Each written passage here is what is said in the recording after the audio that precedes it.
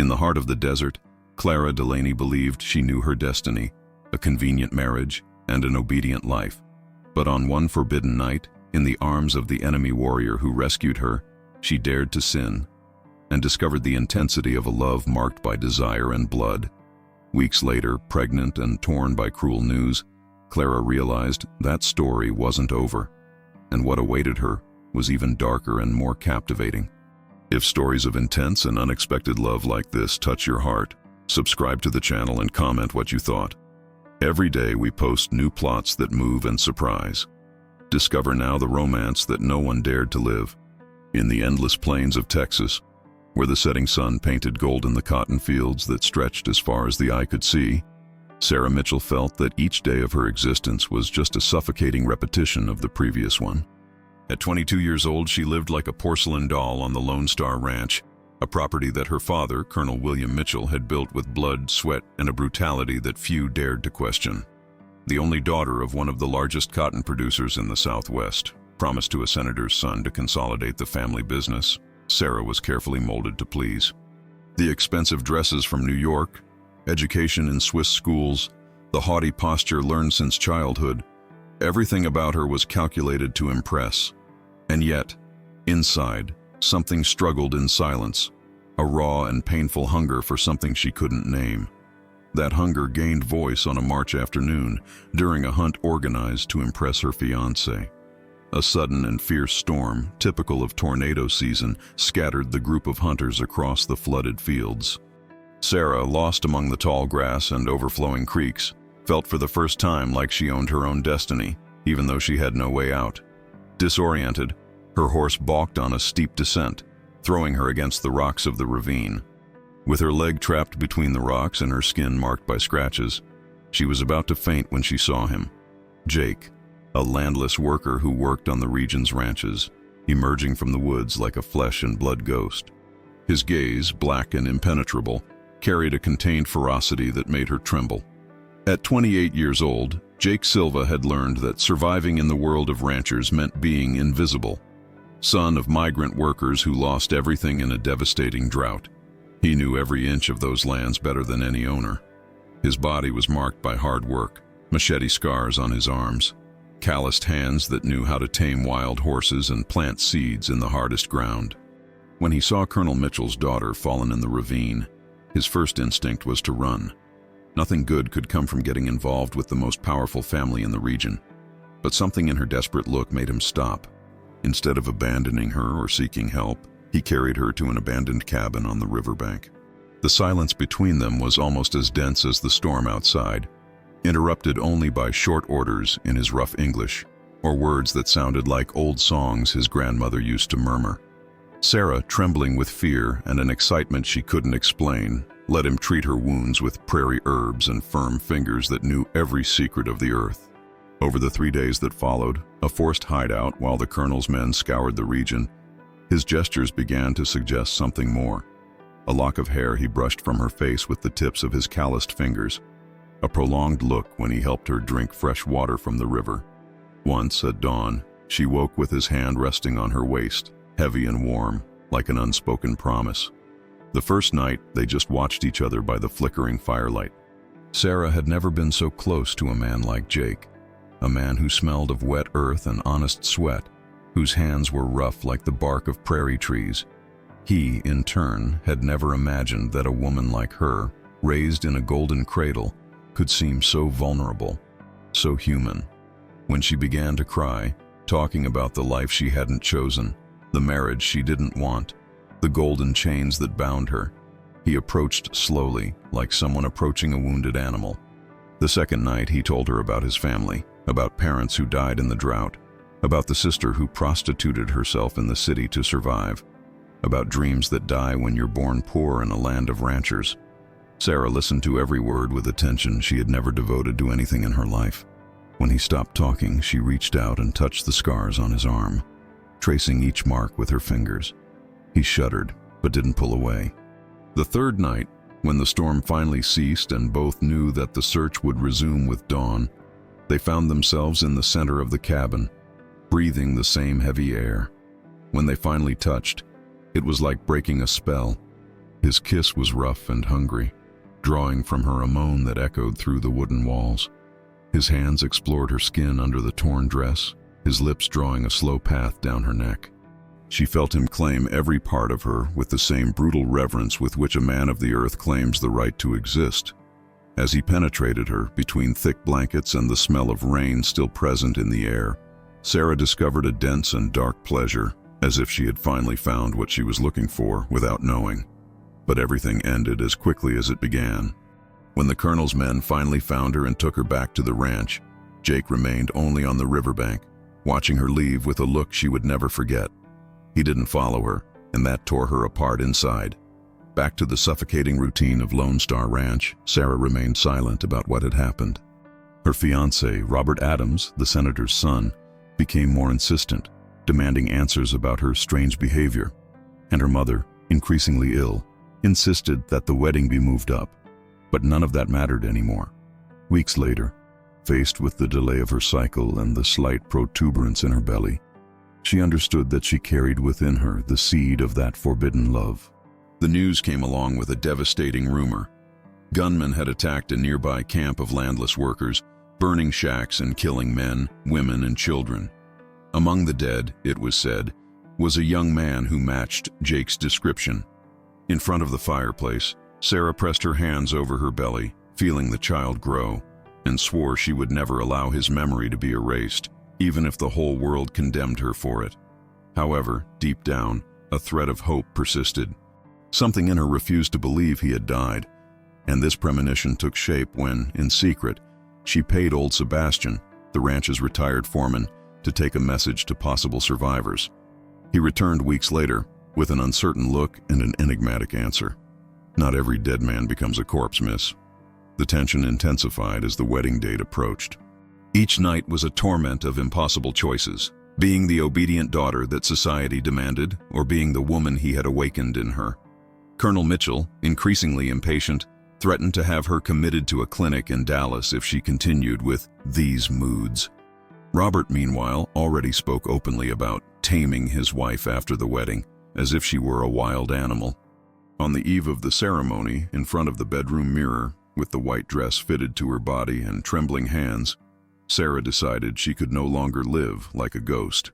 At the altar of the main church, with all the eyes of Texas society fixed on her, she broke the silence and walked out the front door under scandalized murmurs. She mounted her horse with the lightness of someone who finally breathes. She galloped through the fields toward the north, toward the territory of the landless, guided by the instinct that he, or at least his truth, still awaited her.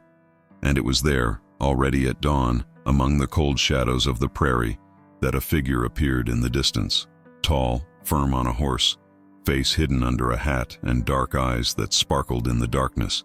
She felt her heart stop and then race. Maybe it was just a dream, or maybe it was him, alive, reborn, waiting for her as he had promised on that first night of passion. With the cutting wind carrying away the last moorings of the past, Sarah tightened the reins, galloping toward the unknown, toward danger, toward the burning promise of reunion. The figure approached slowly, and Sarah felt her heart hammer against her chest when she recognized those broad shoulders, that posture she would never forget.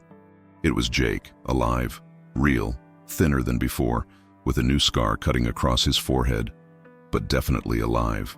When he removed his hat, the black hair fell over his eyes, and she saw there a hardness that didn't exist before, as if the weeks of separation had transformed him into someone more dangerous, more fierce.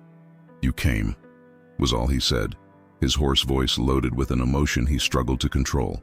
Sarah dismounted from her horse, her legs trembling, and ran toward him. When they embraced, it was as if the world around them disappeared. She felt his smell, earth and sweat, now mixed with something wilder, more desperate. He pressed her against his chest as if he feared she would dissolve in his hands. "They said you were dead," she whispered against his chest, tears wetting his torn shirt. "They said the gunmen killed everyone." Jake pulled her face away with his hands, forcing her to look into his eyes. "They almost did. I managed to escape when they burned the camp. But I lost many friends, Sarah. Many." The pain in his voice was palpable, and she realized that the man she had known 3 months ago had died in that attack. This one before her was someone forged in violence, someone who knew the taste of revenge. "I was waiting for you," he continued, his fingers tracing the contour of her face. "I knew you would come. I felt it here inside." He pressed his hand over his chest, where his heartbeat accelerated. "But I didn't expect it to be today. I didn't expect you to run from your own wedding." Sarah held his hands, squeezing tightly. "I'm pregnant, Jake. I'm expecting your child." The words came out as a whisper but resonated in the dawn silence like thunder. She saw the impact cross his face, his eyes widen, his breathing accelerate. "My child," he repeated, his voice full of a reverence she had never heard. "Our child." His hands moved to her belly, still small under the wrinkled wedding dress. "That's why you ran. That's why you came." "I ran because I can't live lying anymore. I ran because I realized I'd rather die being yours than live being another man's." The confession came out raw, honest, and she saw something ignite in his eyes. Jake kissed her then, a kiss different from those they had shared in that cabin. This was a kiss of possession, of promise, of a man who finally understood he had something worth fighting for. When they separated, both were breathing heavily. "They'll come after you," he said, his voice loaded with concern. "Your father won't let this pass. And the fiancé, that senator's son, he has power, has influence. They'll hunt us like animals." Sarah nodded, knowing he was right. Colonel Mitchell was a man who didn't tolerate challenges to his authority, and having his daughter run away with a landless worker would be the biggest scandal of his life. "Then we'll have to be smarter than them," she said, surprising herself with her own determination. Jake smiled, and for the first time since they reunited, Sarah saw a glimpse of the gentle man who had cared for her during the storm. "You've changed," he observed, his hand caressing her hair. "You're not that scared girl I found in the ravine anymore." "You've changed too," she replied, touching the scar on his forehead. "What happened here?" His smile disappeared. "Gunman's Club. When they attacked the camp, I tried to save a child. I took a blow that should have killed me. I woke up 3 days later buried under the debris of a shack. When I got out of there, nothing was left. No one." The pain in his voice was raw, unfiltered. Sarah felt her chest tighten. "I'm sorry, Jake. I'm sorry for all of this." "It wasn't your fault," he said, but she noticed there was tension there, anger he was holding back. "But it was your father who sent the gunman. It was his order." The words hit Sarah like a punch to the stomach. "What?" "Your father found out about us. I don't know how, but he found out, and he decided the best way to solve the problem was to eliminate the source." Jake spat on the ground, a gesture full of bitterness. "He killed entire families, Sarah. Children, elderly, pregnant women, all to make sure I was dead." Sarah felt nausea rising in her throat. She knew her father, knew his cruelty, but had never imagined he would be capable of something like this. "My God," she whispered, bringing her hands to her face. "Now you understand why you can't go back, can't try to make peace with him. Your father is a murderer, Sarah. And if he finds out you're pregnant with my child, he won't hesitate to kill you too." The reality of his words hit her like a cold wave. There was no going back, no possible reconciliation. It was her and Jake against the world, against her father's power, against the society that would never accept them. "So what do we do?" she asked, surprising herself with the firmness in her own voice. "We run.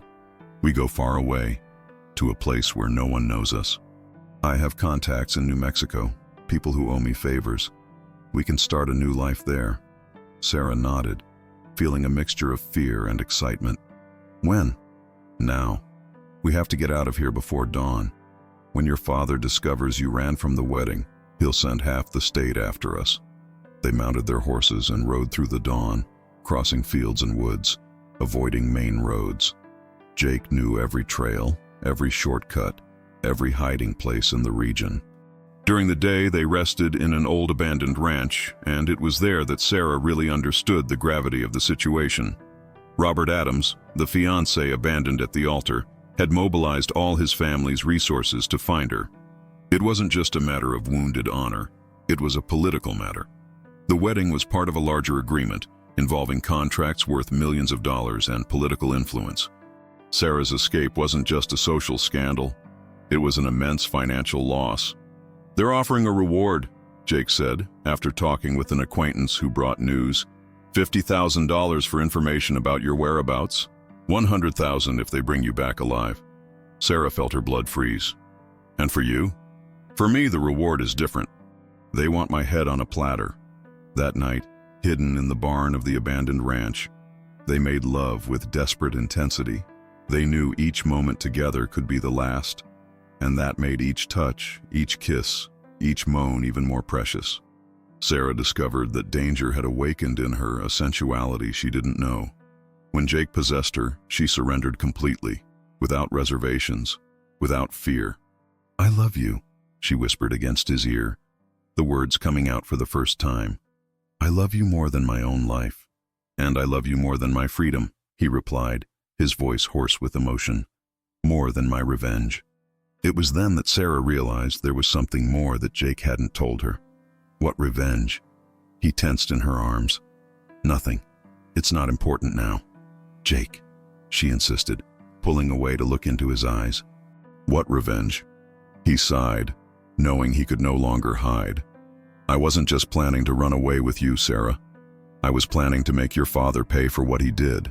I was planning to burn Lone Star Ranch, destroy everything he built with innocent blood." Sarah felt the world spin. You were planning to kill my father?" "Not kill.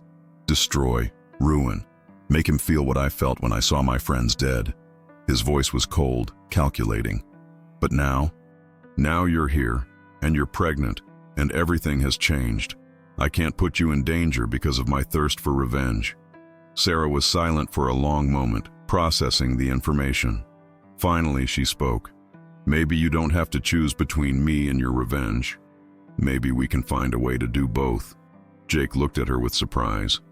"What do you mean?" "I know my father better than anyone. I know his secrets, his weaknesses, his fears. If we really want to be free, if we want to protect our child, we can't just run. We have to neutralize the threat. We have to end his power." Jake's eyes shone with a mixture of admiration and desire. "You're talking about betraying your own family." "I'm talking about protecting my real family," she replied, placing her hand over her belly. "You and our child. You are my family now." Jake kissed her with renewed passion, and Sarah felt she had crossed a line from which there was no return. She was no longer Colonel Mitchell's obedient daughter.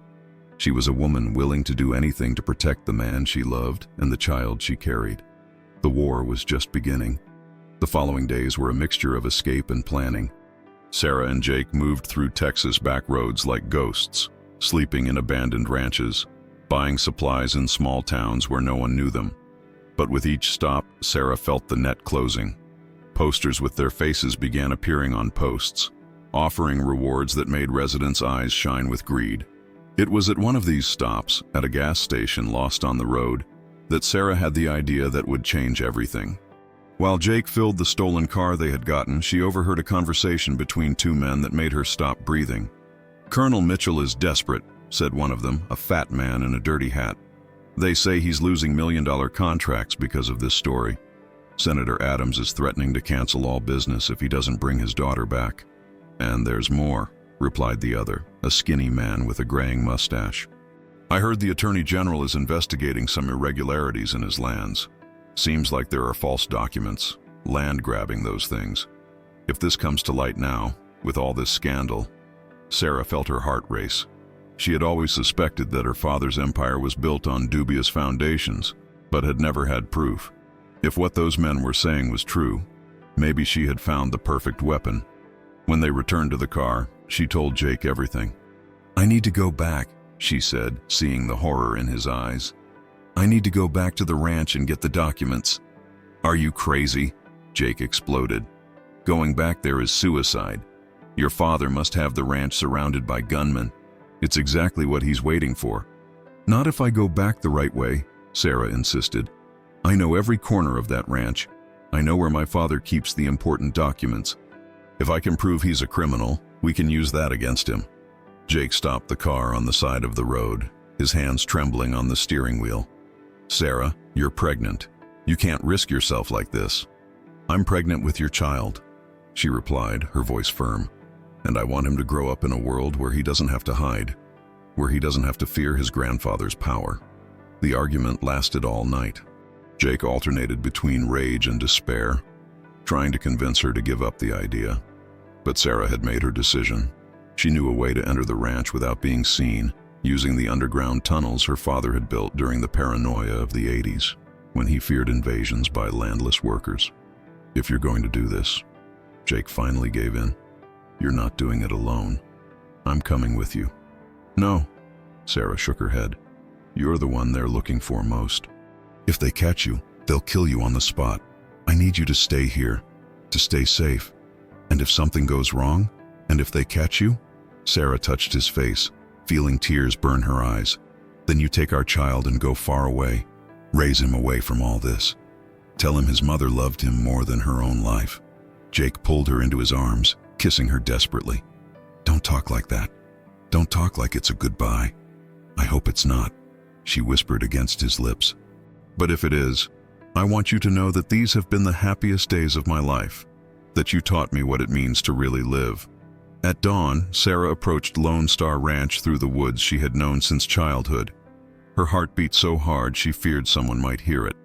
The ranch was indeed surrounded by gunmen, armed men who patrolled the fields with the diligence of soldiers at war. She found the tunnel entrance exactly where she remembered, hidden behind a barbed wire fence at the back of the property. The tunnel was narrow and humid, smelled of mold and earth, but led directly to the basement of the main house. Sarah crawled for meters that seemed like kilometers, each noise making her stop and hold her breath. When she finally emerged in the basement, she heard voices coming from upstairs. She immediately recognized her father's voice, altered by rage, and her fiancé's, Robert Adams, equally furious. "3 days!" Colonel Mitchell was shouting. "3 days my daughter has been missing with that vagrant, and you can't find a trace." "Calm down, Colonel." Robert's voice was dangerously low. "They'll show up, and when they do, I'll make sure that miserable bastard pays dearly for what he did." "What do you intend to do?" "First, I'll kill the bastard. Slowly, so he feels every cut. Then, I'll bring Sarah back, and she'll learn to be an obedient wife, even if I have to break some bones to teach her." Sarah felt nausea rising in her throat. Robert spoke of her as if she were an object, something that could be fixed through violence. It was then she heard her father's voice again.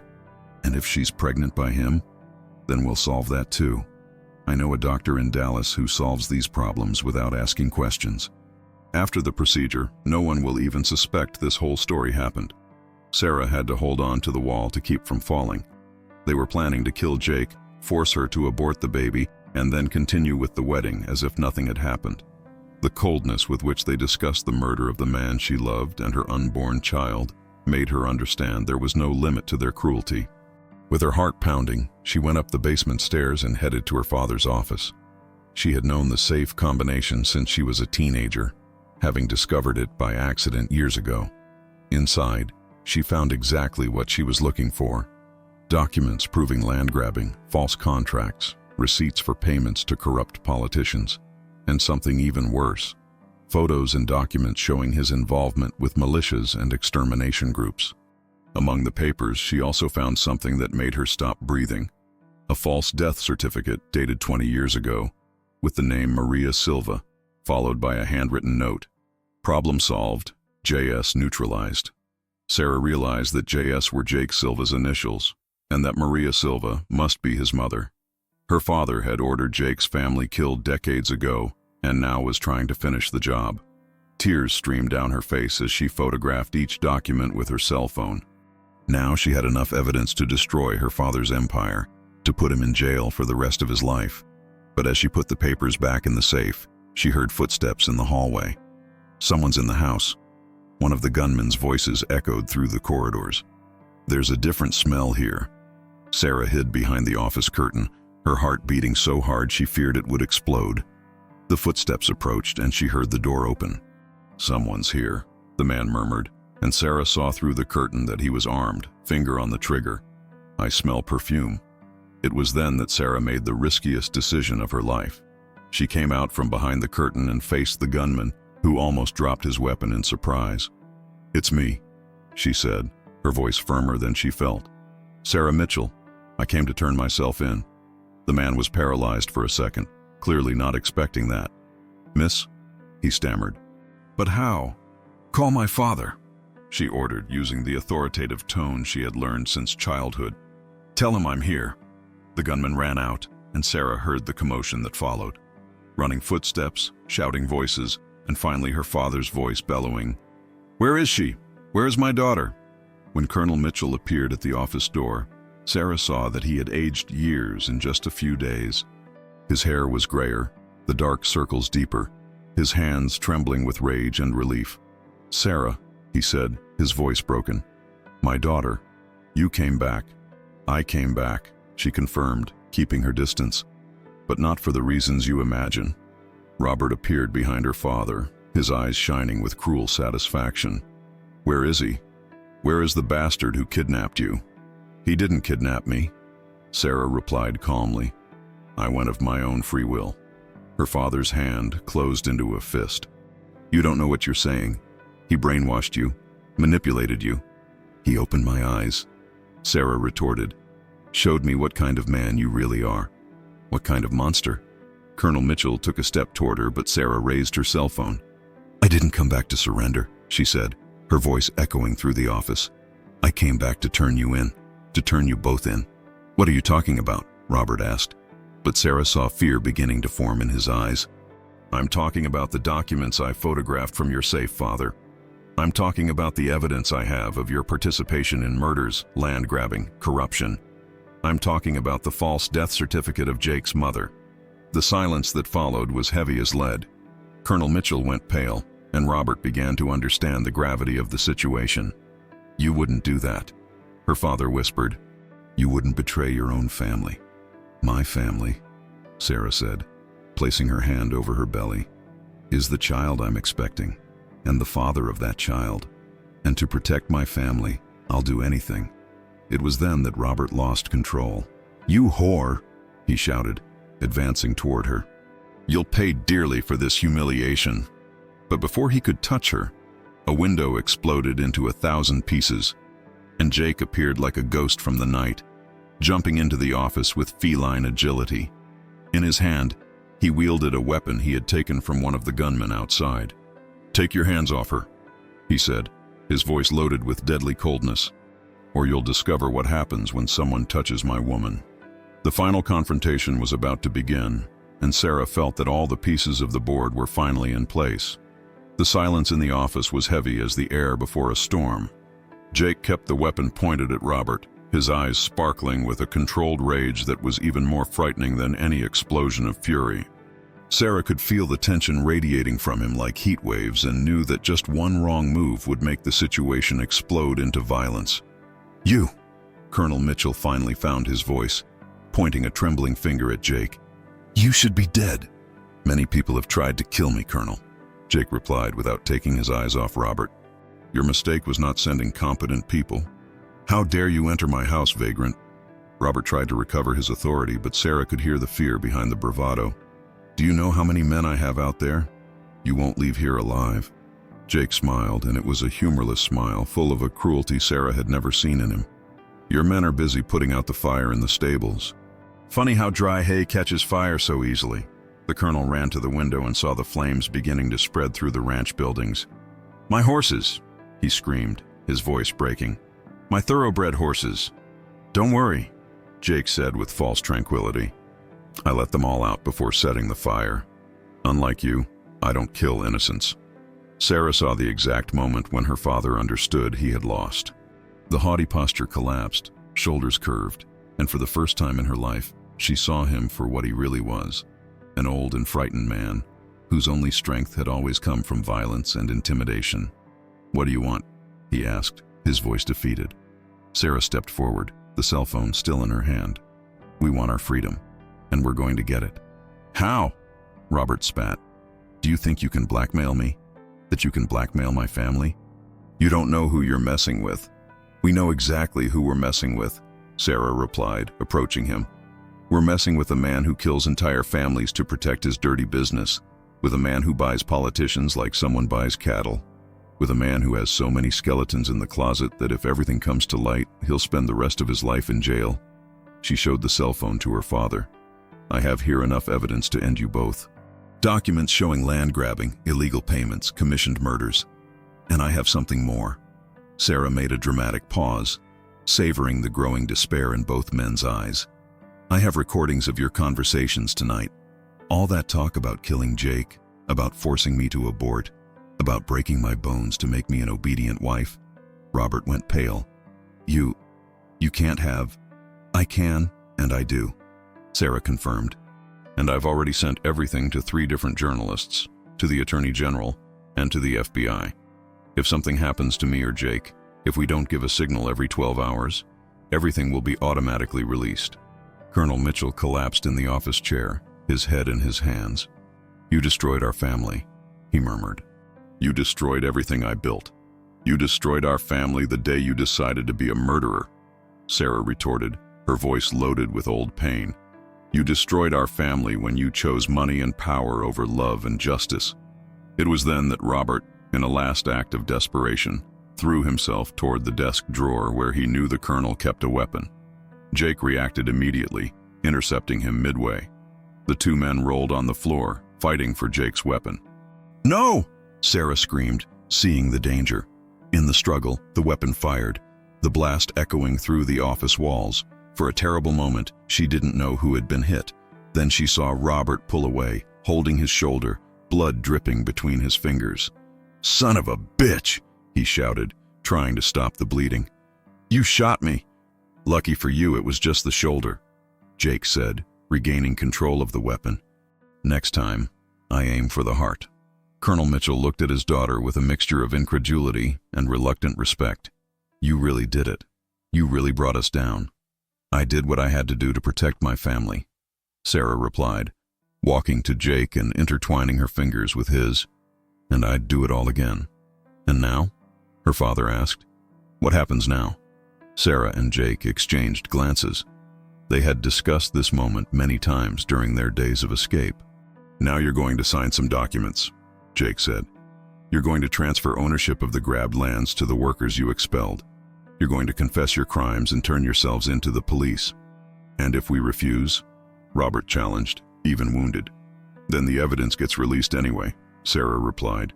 "But at least by cooperating you might get a deal, maybe 10, 15 years in prison instead of life." The colonel looked at his daughter for a long moment. "You've changed," he said finally. "You're not my little girl anymore." "I was never your little girl," Sarah replied with a sadness that came from deep in her soul. "I was always your property, just like everything else on this ranch. But I'm not anymore." Outside, police sirens began to sound. Sarah had called them before entering the ranch, scheduling a meeting for an hour later. Enough time to get confessions and ensure everything was documented. "Time's up," Jake said, hearing the cars approaching. "Choose, cooperate or face the consequences alone." Colonel Mitchell looked at the flames consuming his property through the window, then at the daughter who had defeated him, and finally at Robert, who held his wounded shoulder with an expression of total defeat. "I'll sign," he said finally. "I'll sign everything."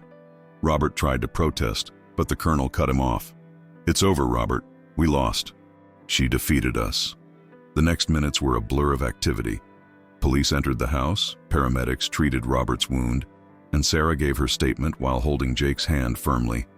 She told them everything: their relationship, the pregnancy, the death threats, the evidence of her father's crimes. When they were finally free to leave, dawn was breaking. Sarah and Jake walked through the ruins of the ranch where she had grown up, observing the ashes of a life that no longer existed. "Do you feel regret?" Jake asked, putting his arm around her. Sarah thought for a moment, looking at the house where she had spent her childhood, now partially destroyed by fire. "I feel sadness," she said finally. "Sadness for everything that could have been different. But I don't feel regret. We did what had to be done." 3 months later, they were in a small town in the interior of New Mexico, where Jake had bought a piece of land with money from the compensation the state had paid for Colonel Mitchell's crimes. Sarah's belly was already quite visible, and she spent her days helping to build the house where they would raise their child. Her father's and Robert's trial had been a national scandal. The evidence Sarah had collected destroyed not only the 2 of them, but an entire corruption network that extended to Washington. Colonel Mitchell was sentenced to 30 years in prison. Robert to 20. But most importantly for Sarah was that they finally felt safe. "What are we going to name him?" Jake asked one night, with his hand on her belly, feeling the baby move. "We don't know if it's a boy." Sarah laughed, covering his hand with hers. "I know," he said with the confidence of someone who knows the land and its secrets. "It's a boy, and he'll be strong like his mother, brave like his father." "John," she said after a moment. "I want to call him John. It's a simple name, honest. A name that won't carry the weight of any powerful family." Jake kissed her neck, breathing in the perfume that had become his home. "John Silva Mitchell," he murmured. "Our boy will have both surnames. He'll know where he came from, and he'll know he can choose his own path," Sarah completed. "That he doesn't need to be defined by his parents' sins or glories." On the dawn when John was born, in a small maternity hospital in Santa Fe, Sarah held her son in her arms and knew she had made the right choices. The boy had his father's dark eyes and her brown hair, but mainly, he had something she had taken years to find. He was free to be whoever he wanted to be. Jake, beside the bed, couldn't stop smiling. "He's perfect," he whispered, gently touching the baby's little hand, "just like his mother." "He has your hands," Sarah observed, comparing the baby's little fingers with her husband's calloused fingers. "Workers' hands, honest hands." 2 years later, when John took his first steps in the yard of the house they had built together, Sarah was pregnant again. This time with a girl, whom they had already decided to call Maria, in honor of Jake's mother. The property had become an example of sustainable agriculture in the region. Jake used all the techniques he had learned in years working for others, and Sarah discovered she had a talent for administration. Together, they created a cooperative that employed dozens of families in the region, offering fair wages and dignified working conditions. Sometimes, on hot prairie nights, they would sit on the porch and look at the stars, remembering the journey that had brought them there. Sarah thought about her father, aging in prison, and felt a mixture of sadness and relief. Sadness for what he could have been, relief for being free from his shadow. "Do you think we did the right thing?" she asked one of those nights watching John play with the dogs in the yard. Jake held her hand, intertwining their fingers as they had done since that first night in the cabin. "Look around us," he said. "Look at our son, our family, the people who work with us. Look at the life we built. How could this be wrong?" Sarah smiled, placing her free hand over her belly where Maria was growing. "You're right. We did more than right. We did justice. We made love," Jake corrected, kissing her softly. "Everything else was a consequence of love." And there, under the infinite sky of the prairie, with their son playing in the yard and their daughter growing in her womb, Sarah finally understood what it meant to be free. It wasn't the absence of problems or challenges, but the ability to choose how to face them. It was having someone by your side who was worth any sacrifice, any fight. The war was over, and they had won. Not through violence or revenge, but through the courage to make the right choices, even when those choices were the most difficult. Love had triumphed over power, truth over lies, true family over the golden chains of the past. John ran to them, climbing into his father's lap with the naturalness of someone who never doubted he would be loved. Sarah looked at the two men in her life, her husband and son, and knew she had found her place in the world. Not in the immense ranches inherited by generations, not in high society salons, but there, in that piece of land conquered with honesty, in that family built with true love. The past was buried with the ashes of Lone Star Ranch. The future shone like the prairie stars, infinite with possibilities. And the present was sweet like Jake's kisses, strong like the arms that welcomed her every night, perfect like their son's smile who slept between them on cold dawns. The story was over, but life, real life, was just beginning.